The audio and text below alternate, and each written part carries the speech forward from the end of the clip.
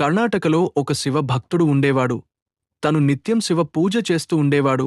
ఆ దంపతులిద్దరూ ఒక ముఖ్యమైన కార్యక్రమానికి వెళ్ళవలసి రావడంతో తన కూతురిని పిలిచి శివునికి రోజూ పాలు నివేదన చేయాలని చెప్పారు. ఆ పాప శివాలయంకి వెళ్లి శివునితో, మా నాన్నగారు నీకు పాలు నివేదన చేయమన్నారు, తాగు శివయ్య అని వేడుకుంది.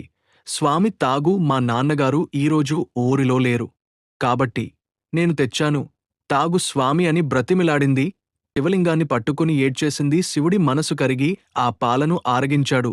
ఇలా రోజు శివుడు పాప నివేదన చేసే పాలను తాగేవాడు. ఒకరోజు వాళ్ల అమ్మానాన్న వస్తుండగా ఆ పాప నవ్వుతూ ఖాళీ పాత్రతో శివాలయం నుంచి వస్తూ కనిపించింది.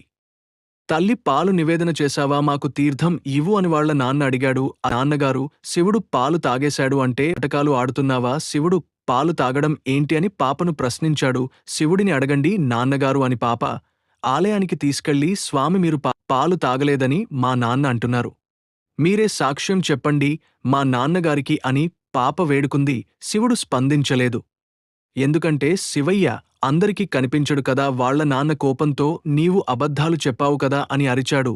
పాప ఏడుస్తుండగా శివలింగం రెండుగా చీలి అందులోకి పాప వెళ్ళిపోయింది. వాళ్ల నాన్నగారు పాపను లోపలికి వెళ్లకుండా ఆపుతుండగా కొంచెం జుట్టు మాత్రం చేతికి వచ్చింది. పాప శివలింగంలోకి వెళ్ళిపోయింది. అంతలో శివలింగం నుంచి ఒక శబ్దం వినిపించింది. ఏమిటంటే, నా సన్నిధికి చేర్చేసుకున్నాను. ఇక నుంచి ఈ పాప గొడగూచి అనే పేరుతో విరాజిల్లుతుంది అని శివుడు చెప్పాడు. గొడగూచి అంటే కన్నడ భాషలో దత్తత తీసుకున్న పాప అని అర్థం. కర్ణాటకలోని కోలూరు అనే గ్రామంలో ఈ ఆలయం ఉంది. వీడియో నచ్చితే సబ్స్క్రైబ్ చేయండి.